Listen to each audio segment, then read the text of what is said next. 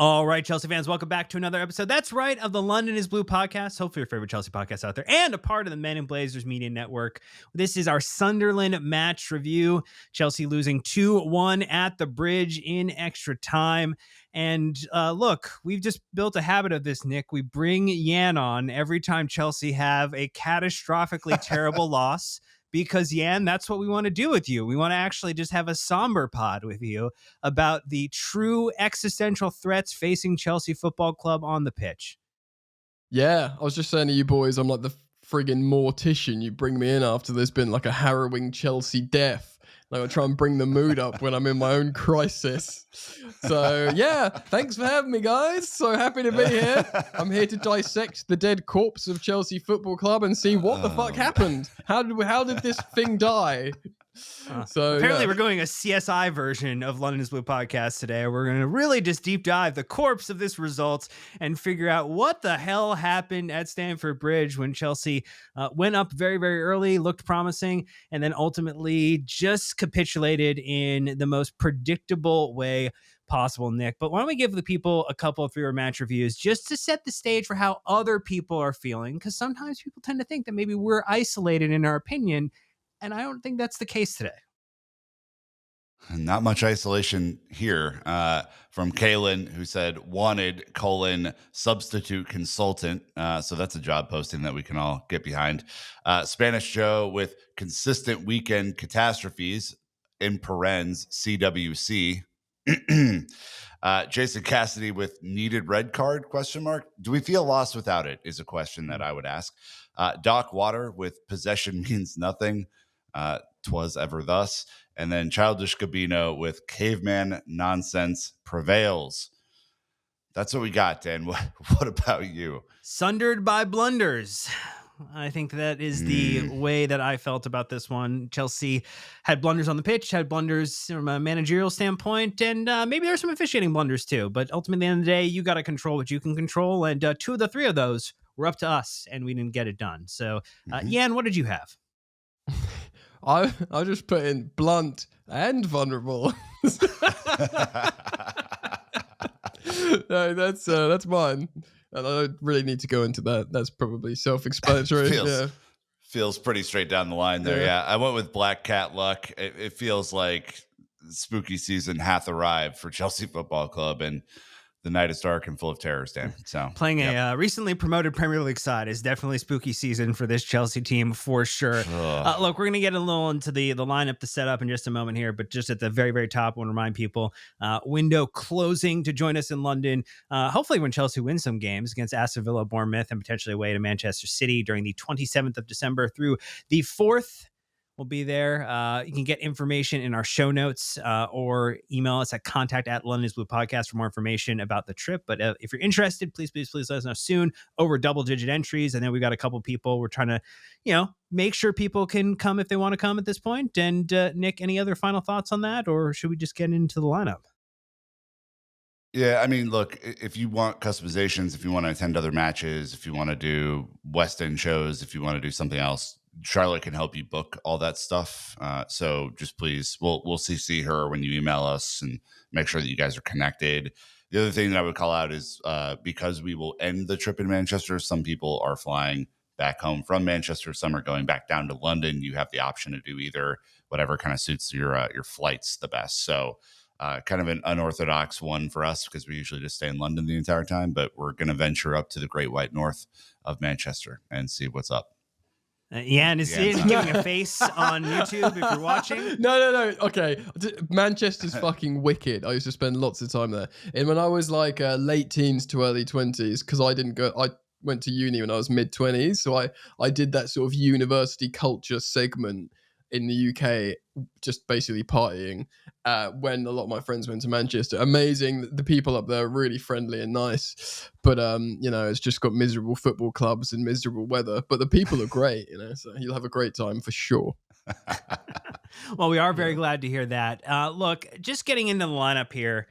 This was how Enzo Let's get it Maresca over with. set us up, Nick. So it was Sanchez between the sticks. It was Reese, Trev, Yeah. Josh, and Cucurella as your back line. So great to see Josh kind of get that start there. Enzo and Caicedo in the midfield. We brought Moises Caicedo back out of right back into a preferred position in midfield. Good idea.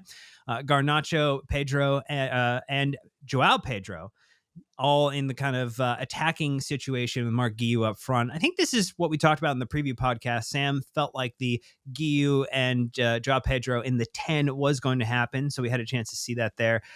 Also, though, worryingly, like I'm just going to bring the quote from the post-match press conference out at the very, very top here from Enzo Maresca about Joao Pedro, mentioning that he is not training every day because he's managing an injury problem.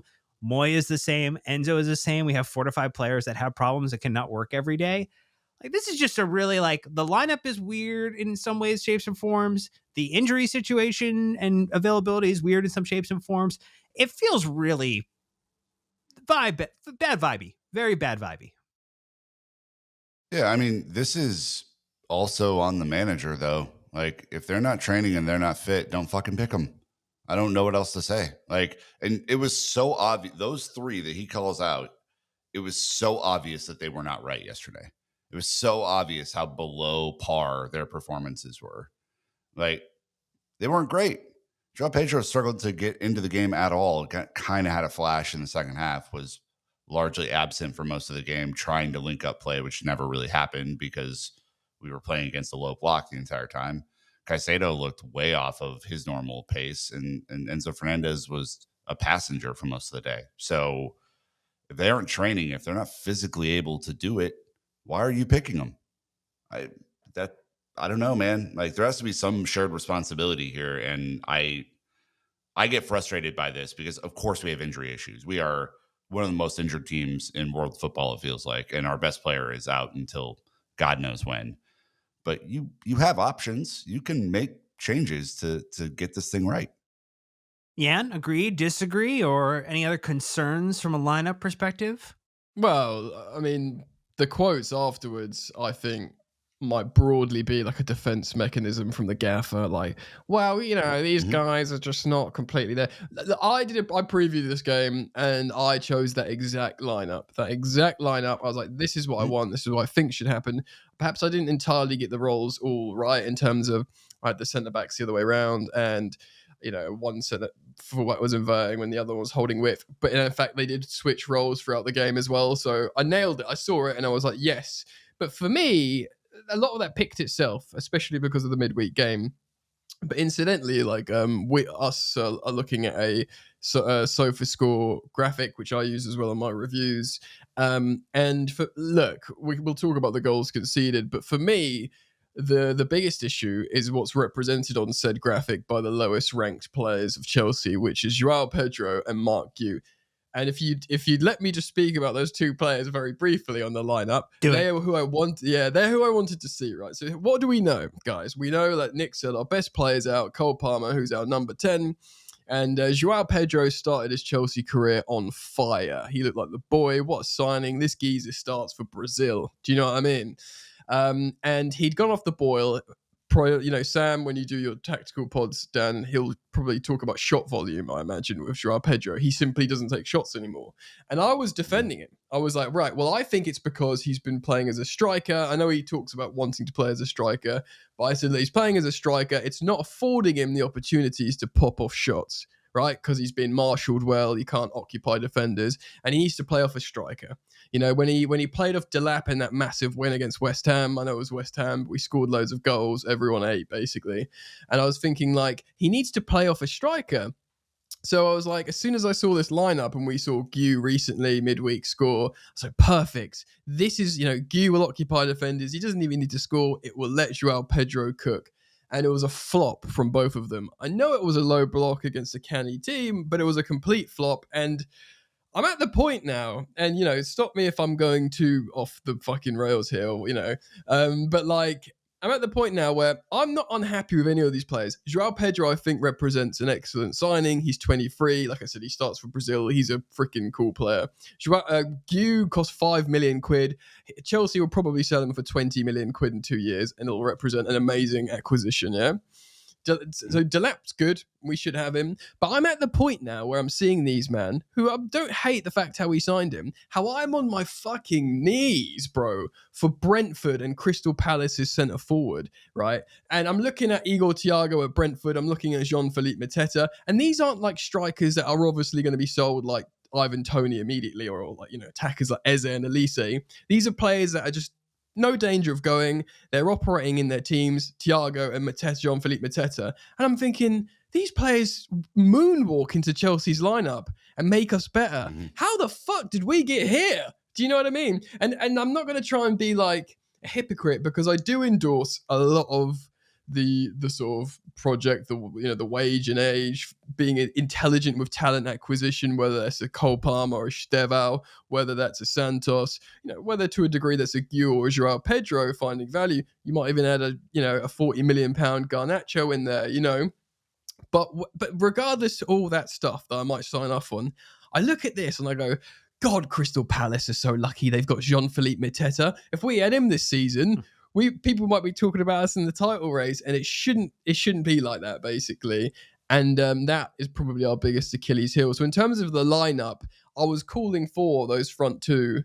They flopped. I'm not saying they're bad players, but we are in a position now that when we come up against this low block, there just needs to be a big boy. Like the opposition striker, Isidore, yeah? Him. Swap him for Q. See what happens in that game. Do you know what I mean? And that, for me, is a big red flag, Dan. Oh, I mean, just to kind of point out here, if you're looking at like the Guiu and Joao Pedro and some of the shot volume situations here, I mean, last 5 appearances across all matches, Joao Pedro has 2 shots. Guiu had 2 shots in this game alone. Like, just from a comparison standpoint. And, obviously both of them, got subbed off too, right? Like, so he, Guiu in less than 90 minutes got 2 shots off in the same amount of time that Joao Pedro needed multiple games, 3 full 90s, an 84-minute and a 74-minute to get 2 shots. If I could just also say, I wanted this lineup too, so I'm not going to be a hypocrite either. Like this, I thought that Guiu being more of like the battering ram and like the, kind of the number 11 up top who could occupy a little bit more space would be good for Joao Pedro to be kind of in the mix, kind of find those half spaces and be able to dictate play like we've seen him do before. And it just didn't happen. I think that Guiu is doing the best that he can do under these circumstances. You could tell when he came off that he was like, damn, that was hard. Like, he hasn't played in the Premier League in how long? I mean, it's been what? I think that's his first, correct me if I'm wrong, is that his first ever professional league start?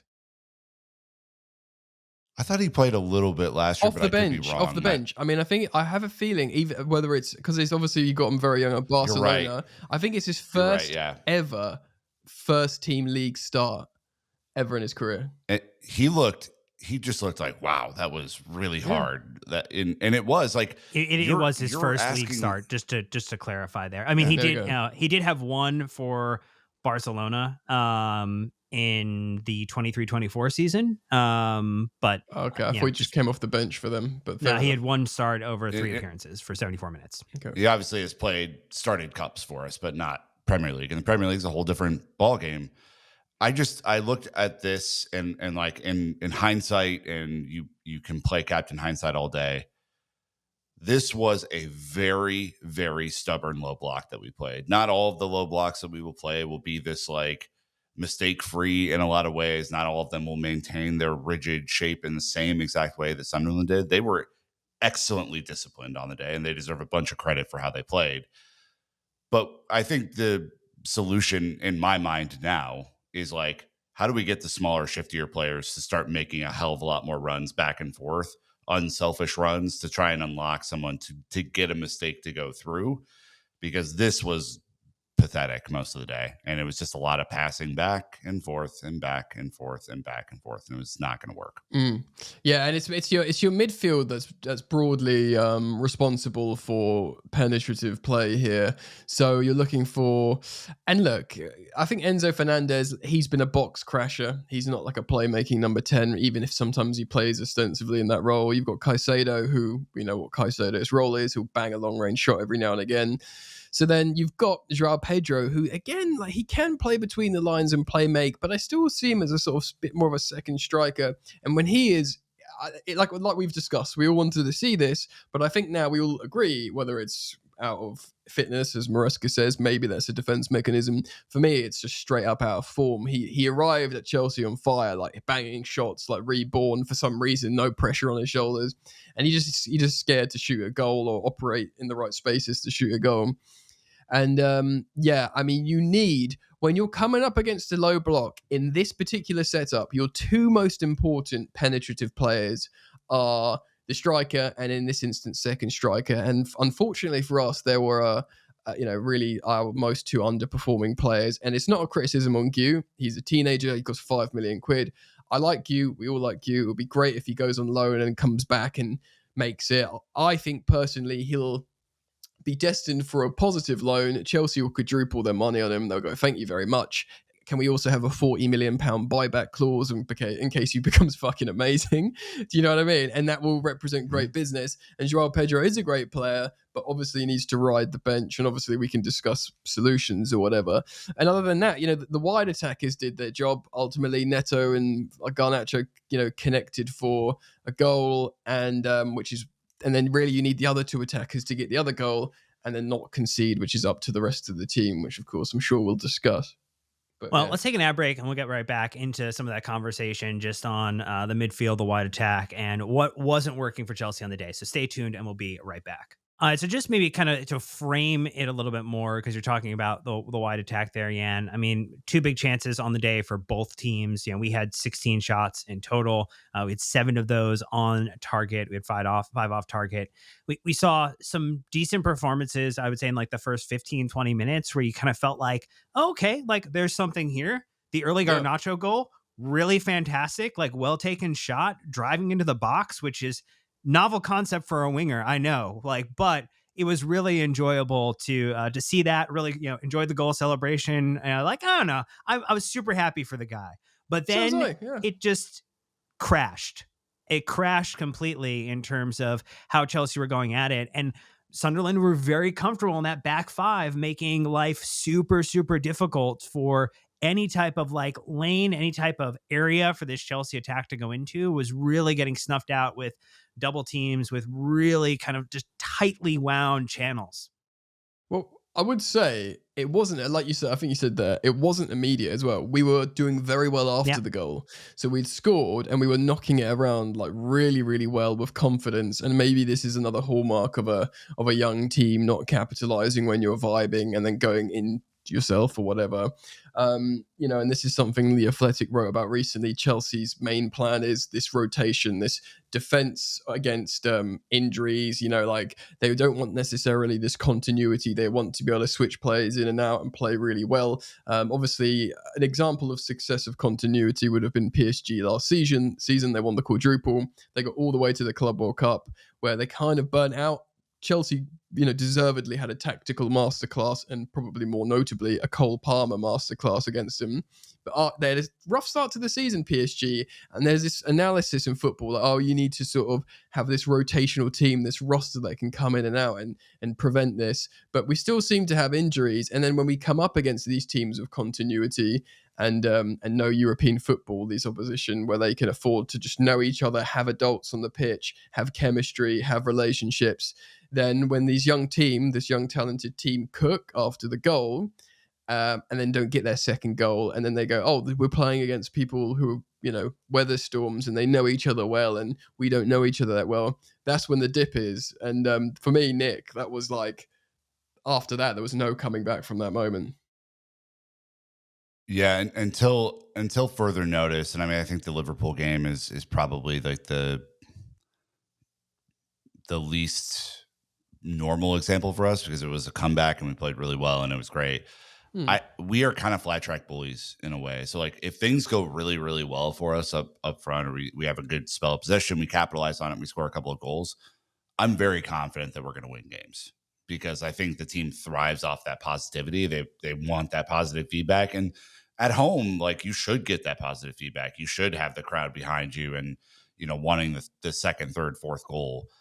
I think when things don't quite go right and you're facing those like tough moments, and we saw this last year too, they can kind of panic a little bit. And I thought that's kind of what we saw yesterday. You had players taking unnecessary risks to try and find themselves in the right position to score. You had, a young center back be our best player on the day who was seemingly the only one who wasn't afraid to do the job that they were set out to do. And it was just kind of an odd day. And I would just categorize it as this, Dan. I think the Club World Cup was a really important moment. We were there this summer. We saw this team, I think, take a big step forward, right? You beat the best team in the world conclusively, not even close. It was great. I think with that, though, has come a little bit of entitlement. And I say that with love. I don't say that in like the worst way you could say entitlement. I think they expect to show up and win without the category of results that would suggest that you should show up and win. And I think that was kind of yesterday's performance. I thought it was way too casual. I thought they were kind of just like playing with their food a little bit. And they just expected Sunderland to give up a cheap goal or to make a mistake. And Sunderland are 3 points ahead of us in the table. Wow. That team is not fucking around. They are genuinely doing something that we have not seen in a very long time, which is go from promoted team to, in the top 4 of the Premier League. And they're playing aesthetically pleasing football. No, they're playing winning football. They win. And I don't love what I saw yesterday. I think the entitlement, quote unquote, really showed to me yesterday. The kind of lazy passes and all this stuff. I don't like it. I don't want to see it moving forward. And I hope this team snaps out of it soon because they're not good enough to do that right now. I mean, maybe, yeah, and even kind of going into Nick's kind of conversation here on the idea that like maybe we're just, weren't doing enough, weren't necessarily as committed. I mean, we talked a little bit about the whole Guiu, João Pedro in terms of the shots that they didn't have. I mean, one of the first subs that Enzo Maresca makes is he takes off Garnacho, puts on Estevao. Garnacho had 4 shots in total. So if we think about just in terms of the overall stats that Chelsea had in this match, I mean, he had 4 out of the 16, but he also had 2 of the 5 shots on target across it. And then Enzo Fernandez had 3 of the other shots on target. Pedro Neto didn't have a shot on target. I mean, João Pedro had none. Like if you're having those type of returns on attackers, it felt like maybe one of the others would have come off first with the way that, Garnacho was getting a little bit deeper into the box. But that didn't seem to be the way that Enzo Maresca thought about it. So, yeah, I see what you're saying. My position on this is Garnacho, I was absolutely made up for him, like Nick said as well. I was very pleased. I like the celebration. You could tell he's been waiting for it. And I think he's a great player. And I've been saying I think he's our starting left winger. But I think with Garnacho is he does go off the boil. I'm not saying he was definitely going off the ball in that game, but he does. It's what he's done at Man United. I don't think it's terminal. He's young. He also played in that turgid sewage situation at United that probably toxified him to make him play like that. I think they'll sort of shit out, basically. So I don't have an issue. I did think Garnacho would come off for Estevao, and I think Neto, of course, is native and best positions on the right, but he does some good stuff on the left, and maybe we needed to shake it up and bring Estevao on. So I don't have a big issue with that substitution per se, and he did bring on all his attacking subs that he had. I just want to speak on sort of linking what you say of Estevao and actually linking with what Nick's just spoken about with this maybe entitlement or expectancy of winning that comes with youth. Something that I spoke on my channel recently, I made a comparison of comments from Enzo Maresca on Noni Madueke and Estevao Willian about a few days ago, he spoke about Stevão. Now, ages ago, he spoke about Noni Madueke, and he said he dropped him after he scored a goal. And he essentially said, there's two quotes from Maresca, and I'll paraphrase here. He basically says Noni scores, and he drops off, and then he thinks he's good, and he doesn't train well, and he thinks he doesn't need to do anything else, and I don't like how he trains afterwards. It's like he does something good, and he thinks he's good. And now recently, he was quoted speaking about Stevão Willian and say young players, sometimes they have a good performance and score a goal, and they think they're top, they think they're good. We do not have to worry about that with Stevão. He will score, he's humble, he's a polite boy, he wants to always work hard. And that's a character thing that despite this youthful vulnerability, that's pretty common. And obviously when it's common and you've got a young team, you're kind of screwed because you're going to have a lot of it. And then you've got this outlier in a Stevão who's this like very like God-fearing young man who feels like literally his purpose on earth to keep working. He hasn't got the ego. So in terms of how that translates into Maresca's side, he sees that and goes, right, you're a young player who will do well, but will keep pushing and keep working really hard. Now, at the same time, I understand why he's not immediately starting him all the time. A, he's protecting him. B, he can be erratic. C, he won't have retained all the tactical information that, say, a Neto would have retained, like the defensive nous. So I get it, Neto starting at the moment. But it's an example of Maresca being lucid to what Nick was talking about. He's done it. He's highlighted it in individuals here. Noni had this. He's gone to Arsenal. Stevão thankfully doesn't, but it's something that the team probably has. You slap up PSG. You got Levi Cole shrugging his shoulders, going, "Best team in the world, best team in the world." Like, I love that. We all love it. It's very Chelsea, But you are also like 20. And let's chill out here. Let's find some league form. Also, I didn't mind it. I liked it, but let's not let that sincerely bleed into the Premier League season, where you will get slapped by Sunderland, who etc. I know Levi wasn't in the team, but it's an example. So I think it's all kind of intrinsically linked here. And yeah, Maresca's not completely faultless. Absolutely. He didn't have his best managerial game. I did think he didn't have everything available to him. Maybe he didn't prepare in the best way. Just as I think Maresca had rightly been praised recently for changing games, especially when he's not on the touchline, sometimes making good halftime changes, or the magical note that was passed around, was it Forest, that actually changed the shape, and so he can do it, and he's done it all last season. But we're still clearly very flawed.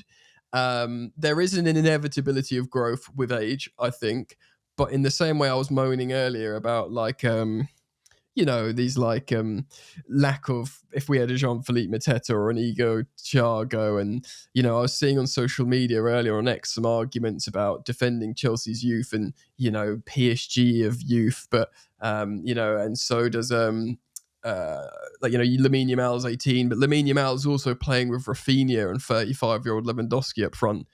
That's getting lost in the wash. Pacho's really young, but he's also playing next to a 30-year-old Marquinhos. These key positions that are being anchored with seniority, which we're lacking. Tosin is a great figure, right? He's Uncle Tos. He's a good guy. He's an emotional rock in the dressing room. He's a slightly above average footballer. Yeah. I know I'm going to be careful here because I know Nick Villaney's a massive Chalobah super fan. But I love Trev. I don't want him to go anywhere. I want him to be in the squad, and he can be an absolute top level Premier League defender, start high profile games in certain game states. But that second fucking goal that we've conceded, I don't know if we're allowed to talk about this now while I'm on a roll, but the winner that we conceded to Sunderland, it was Tosin, a 28-year-old. It was Trevor Chalobah, a 26-year-old. And I know it wasn't the goalkeeper's fault, but he's 28. It was a 2v1. It wasn't a 3v1 or 3v2. It was a 2v1. And I think it was 6.5 or 7 seconds. They're both just looking at him. And they just waited for the runner to score. That simply is not good enough at Premier League level, at Championship level. And I don't want to dig them out because they're both good defenders. But in the long term, I didn't see that. The back line, apart from Cucurella and James, they're not my starting centre backs for me. Anyway, I realise I've gone off on a tangent here. Sorry. Yeah, I mean, look, I don't think Trev's been good the last month. I've said as much. I don't know why he hasn't been good. I don't know if it's really being uncomfortable on the left-hand side and needing to be on the right-hand side to feel. But like, I think that's all bullshit excuses. I think that he's probably just having a bit of crisis of confidence for whatever reason, and Also, he's hopefully playing he with gets different people. He's been yeah. mixed around with different players all the time. Yeah. But Josh had a great Amazing game. He was the only plus in that game. Yeah, why do you pull him off? This is my beef with Maresca. Like, you can talk and have legitimate reasons why some players aren't playing and injuries and all this other stuff. You pulled off your best player. Did he get a knock though? In this Because he game. had that really hard 50-50 when he got injured. I thought he was injured like a minute before. I don't know. Maybe he was fine. I don't know. Yeah. Yeah, I mean, you pull off your goal scorer, you pull off your best player in the game, and like, again, Big Steve should have been in the game at halftime. Like, it wasn't hard to see. It wasn't hard to see that Enzo Fernandez was blowing and needed Andre Santos in the game. Like, there's some really obvious shit that he doesn't do, and there's some weird stuff that he does do, and this is where I would put some blame on him, Dan. Well, let's take our last ad break. When we get back, we'll talk a little bit more about some of the subs, some of the challenges maybe that Enzo Maresca found himself in, and then also how that puts us into a situation of like, what are we going to do this coming week? 2 fixtures, Wolves and Tottenham. Wolves obviously been terrible in the league, but it's a cup match, so hey, anything can happen. And then you also have the Spurs match too, which is going to be a critical opportunity for Chelsea to pick up 3 points against Thomas Frank, who's loved over the past couple season, taking a couple points off us here and there and everywhere. So stay tuned. We'll be right back. So I want to let you finish on this thought that you started on, Nick, just around some of the like Enzo Maresca, I think maybe baffling decisions. And I think some of them maybe forced just in terms of like player availability, right? Like, obviously Estevao's there. He's going to come in. Jamie Gittins is going to come in. I mean, you don't have players again, like Cole Palmer, like Liam Delap. So like you are a little bit more hand tied into like who you can choose, but it did feel as if maybe some of these came just a little too late to either freshen up the side or to kind of put ourselves in a situation to like press down, press forward, and like actually go at this game and try to win it at home versus maybe just being a little more cautious, like on like hoping you're going to win it. Well, I think some of this is like, I don't think Maresca does great in these situations where he's like trying to find the key to unlock a defense that's being stubborn. He wouldn't be a good national treasure type of movie character. No, sure wouldn't be. We are going to find that Declaration of Independence, though, I swear. I think there were some like not maybe obvious solutions in this game, if I could, because of the way that Sunderland were playing. So they have this like 5-3-2 setup, right? And they were very kind of fluid in the way that they were like kind of jamming one side or the other. And so Chelsea did not move the ball across the pitch fast enough to beat that. I thought that was super smart by Sunderland. We've seen other teams do this to us before. We did not have the mental game on yesterday to switch the ball fast enough to take advantage of the side where they were not kind of doubling and tripling down. The second thing, though, is against those kind of like 2 really big outlets that they had, I don't know why you didn't maybe try something a little bit different. And I'll just throw this out there. Like, like Romeo Lavia probably doesn't have more than like 20, 30 minutes in his legs for a game like this after having played previously in the week. And, we know he's rebuilding fitness. But Jarell Hato could come into this game, right? Maybe partner in a back 3, maybe push Mark Cucurella fully up. Someone who's been a creative problem solver and makes unselfish runs all the time for Chelsea.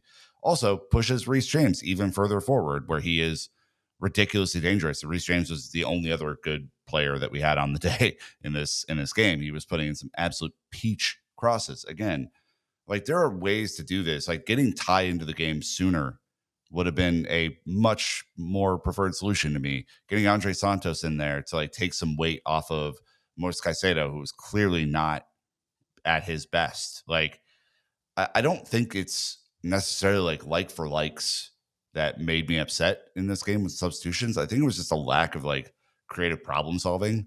And surely you got to get Big Steve into the game quicker as well if you see that we're having problems unlocking their defense. So that's my thoughts on that.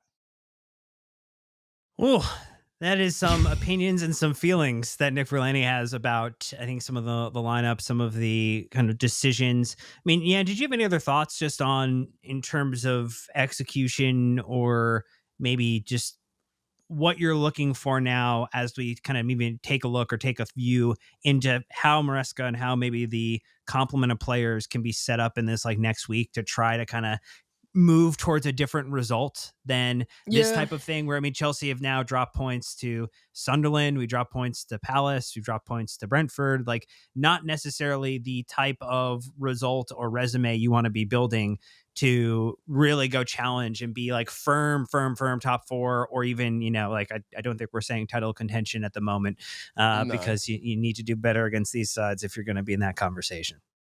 Well, just to finish in Sunderland, I'm looking at the subs. I mean, Steval did come on like 10 minutes into the second half, so it wasn't too crazy. But I would have just hooked Joao Pedro was hooked at 85. I would have done that a lot earlier. He brought on the players he had to bring on. You can sort of argue with by a few minutes here and there each one. Of course, we don't know if Josh did take a bit of a knock for Sosa having to come on, and maybe they were given instructions that they just didn't execute properly. It's very hard to dissect, because Maresca does do in-game changes. He's not like this guy who's just stick to the plan no matter what. So maybe he says, right, you got to do this, and it wasn't done. It's very hard to say. But it's done now. Fuck that game. So let's move forwards. For me, look, I've got no problem with the general setup, the shape. I like the look. It's a tale as old as time. Actually, it's not that old. It's probably the last 10 years. But like the attacking with 5, defend with 5, attack with 5, and the box midfield. Like, you see it all the time. You see it with Man City when they won the title last. He was doing it in a weird way. Guardiola. We were ultimately doing it sort of when we won the league with Conte. Very much doing it with Tuchel. Amarim's doing it at the moment. You see it all the time with back 5 systems, but you also see it with these hybrid systems with a box 4. It affords you different tactical, options, yada, yada, yada. I quite like it. It's not robust. It's not overly dogmatic. It's not like an Ange ball, we're going to do this. It's not just a high line no matter what. I quite like it, yeah? I like the tactics. I like how he does change the game plan. I like, gosh darn it, I like Enzo Maresca. Yeah, I know he's not. I know he likes the cut of that guy, man. He just really. Yeah. Hey, sorry, I should have said that more American. Hey, man, I like Enzo Maresca. I said, is that a bit too much? Like, that's very East Coast. That's nice. What else have I got? Hey, man. I was gonna do a Southern accent, but when does it get insulting and inappropriate? So I think I'm gonna pump the brakes. What about also the Minnesotan ones when they're like, oh yeah, oh yeah, yeah. I've got range, man. So anyway, what were we talking about? Yeah, solutions. Basically, I think Joao Pedro's got to ride the bench and think about what he's done and not done. It's tricky. Well, go on. I think he's more hurt than they're telling Well, apparently he didn't want to play a few weeks ago. Maresca made him play. So and this is the problem that I have, which is like, are you treating some players differently than you're treating others? Are you wrapping some in cotton wool and some you're forcing to get out there to save your own ass? Like that's a real question. Well, let's say the obvious thing first, right? And it's the classic absence makes the heart grow fonder. But Liam Delap coming in, yeah. Liam Delap's a big, strong boy. I'm an England fan. He's the heir apparent to Harry Kane, as far as I'm concerned. Yeah. I think he can. In the same way, who was it? It wasn't. Maybe it was Azil. No, who got the assist? Who dragged for the winning goal in Sunderland? That played it off. I can't remember. I think it was one of the sub that came on for Azil, or whatever his name was. I'm gonna quickly check. Brobby. He's the guy who pulled the team up against Tosin and Chalobah. I went, what do we do? What do we do? And played it. That's what Delap does. Now, I'm not saying we're going to be in situations where we're going to be like, right, transition now. We've been defending. But there's always times in football where you need a striker that just takes responsibility and says, fuck this, I'm taking the ball with me and no one's going to touch me. Delap's done that to Chelsea a couple of times. And he can also just keep the ball. I've seen, Matheus Cunha recently do these amazing ball retentions for Man United. He's just this Premier League operator that will be like, I'm going to keep the ball and you're not going to fucking take it off me, yeah? So look, he's coming back off an injury. We need to be fair, but there is that, absence makes the heart grow fonder. Delap's going to come in and he's going to fucking bench he's going to bench you. I mean, would the thing be then that you get him 20, 30 minutes to see where his fitness level's at and then hopefully have him ready for the Spurs game? Like, would that be the way to think about it? But you're being far too realistic to break my dream zone here, Dan. So let's just look. I'm just trying to counterbalance a little bit. Okay, you guys go a little off the rails here. Somebody has to try to bring it in. No. Put your sobering reality back in the box. I'm talking. Okay, Delap's come back in the team, yeah, and he's the profile we need. And then so we all agreed he's amazingly fit. He can play 90 minutes for every game forever immediately. We'll agree. Great. Yes. So the real question that I posed to the panel is who comes in and plays Joao Pedro, because of course Enzo Fernandez, he's done it, but for me he's a box crasher. He's direct from deep. He does a lot of actual running deeper, like even though he's got no pace, Fernandez, he does the most running on the pitch, his running stats. Yeah, so I wouldn't change his native role. And this is the interesting thing, so I'll put this to Nick first. The main thing from both player and manager from Stevao is I see myself as an inside player as a number 10. Maresca says long-term future, I see Stevao as an inside player number 10. He's been our exciting bright spark, yeah? So at the moment you'd be like, well, you play Neto on the right, you play Stevao on the 10, and then you pick between Gittins and Garnacho on the left. That would be this is what you do now to play well. But what and that might be the future. But what I've seen in a Chelsea Stevao do is scare the shit out of a left back and be dynamite on the right wing. And obviously you need this kind of robust 360 vibe in that, number 10 role, which I see Cole Palmer do, which I've seen Joao Pedro do before this run of form.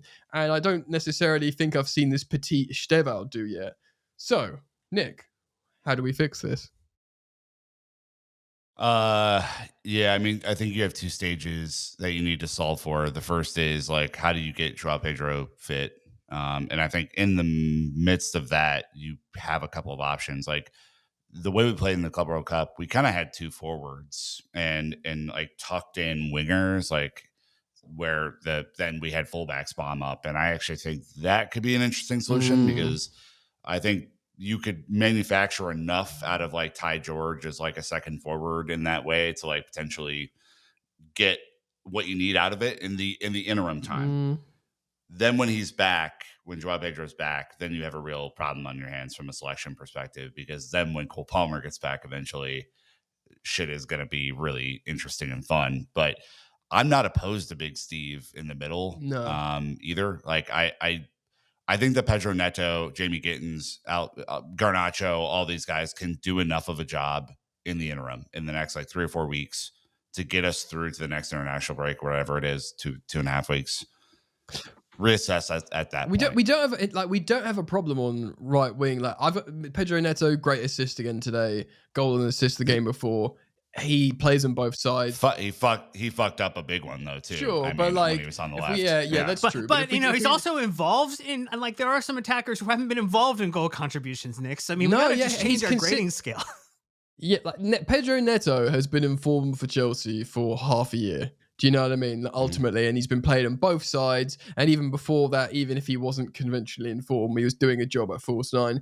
He is a lieutenant you have on the pitch. That's just going to be I'm not gonna. Totally. My head's not gonna go. My head's not gonna go down when something goes wrong, because I'm a big boy. I've been tearing up the Premier League for ages, and I'm in the form of my life. And by the way, man, Pedro Neto used to be made of glass, so.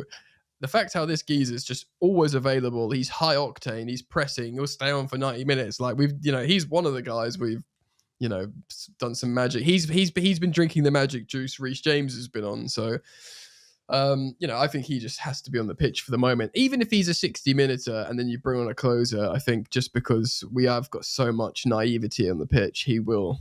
And then there's a lot of balls he puts in and runs that doesn't get met, and he doesn't throw his hands. I mean, he does sometimes, but not like Bruno Fernandes levels. And I think you have to have him on the pitch. That's why I say, Neto right, Stevao on the 10, Garnacho on the left, and, hopefully Delap for 60 minutes against Wolves. If he did a full team training and Wolves are fucking dog shit, which we can all confirm, Give him 60 minutes, you know? Dog, it's a hamstring injury. It's a hamstring injury. Well, If he fucking does it again against Wolves in the cup, it's a way, the isn't it? season is over. The season's How effectively much over. pressing is he going to do against Wolves as well? Like, that's the thing. I don't think he's going to be like chasing. He needs to be shadows. up at the top and knock it in. Like that's Yeah. all we're really looking for him to do for the 60 Yeah, minutes. he doesn't need to crazy do a idea, mock crazy you. concept that we would do this with a striker. It feels awfully desperate to me, man. It really does. Like, Yeah. and I don't think we need the League Cup to be that moment for us. I do think that Spurs presents an interesting scenario, Dan, and like they're currently, as we record, winning in their That's a game. shame. They would be 3 points above us if they won this game that they're currently playing. I mean, that becomes a must-win game if you're Chelsea. And I don't know. I don't know what's going to happen at this point. I was a lot more confident last week than I am right now. Well, I mean, you came off of a pretty good run of results, as it were, in terms of Chelsea getting it done against teams like Liverpool, Benfica, Ajax. I mean, some Champions League wins always makes you feel a little bit better about what's going on at the club. And I don't know, we might be reaching the point where we should just go all in on the Champions League and winning that versus trying to do this league business again. This absolute nonsense. Yeah, I mean, the truth is, right? Everyone's fucking mental except Arsenal, which is a sickener, right? This is the true, and this is a Chelsea podcast, so I'm gonna make this fleeting, right? But if Arsenal don't exist, which would be a nice thing. God, man, what a world. We'd be 4 points off the top of the league, But it is crazy up there. I'm very, very worried about Arsenal because apparently they're not only on course for, but they are on course to beat Chelsea's 15 goals conceded records all season. Oh my God! Don't even go. I hate to bring that disgusting. up, and that's I said in the content today. At the top of this show, I was talking about what I'd do for an Igor Thiago or a Jean-Philippe Mateta in our team, and I said you don't need necessarily these kind of strikers that you can hang your hat on that aren't necessarily Haalands and Harry Kanes, but just big boy strikers that will get it done.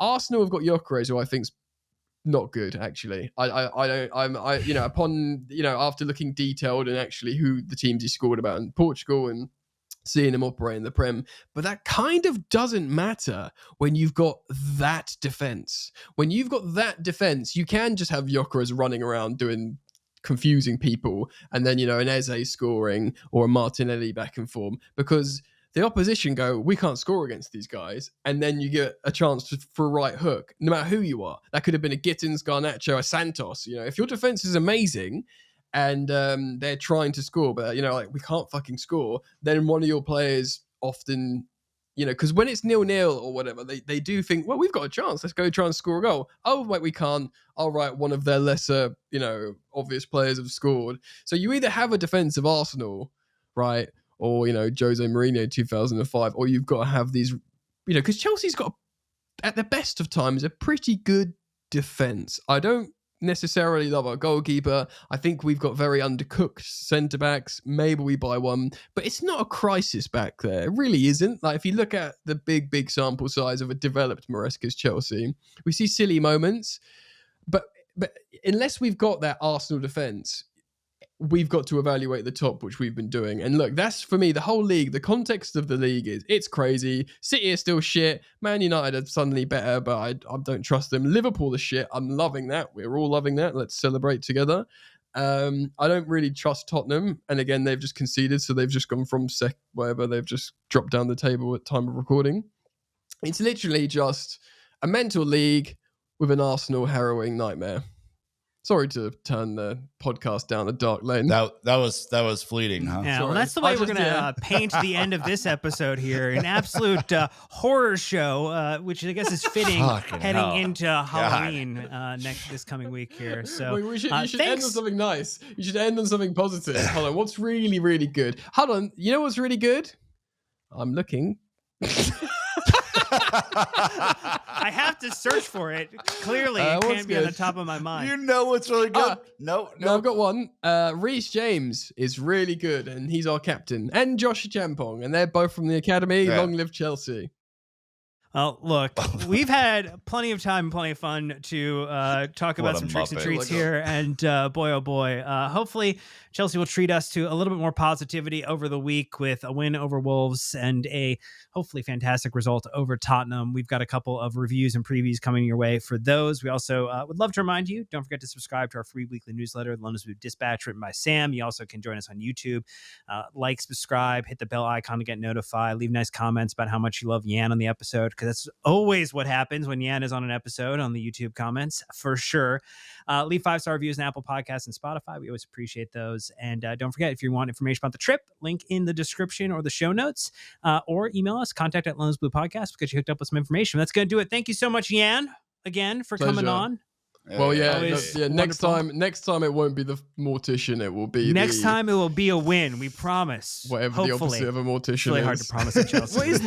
What is the opposite? Someone like probably a healer, someone like a doctor, a birth doctor, a giving birth labor doctor. The guy, You're a doula. The guy, I'm a. You're definitely a fuck doula. me. I'm a Chelsea doula. I've never been so under delivering good news to the I could have been. This has been the anything London but Blue fucking Podcast. And until next time, Chelsea Fucking fans, you know what to do. Keep the blue flag flying high. Chelsea babies.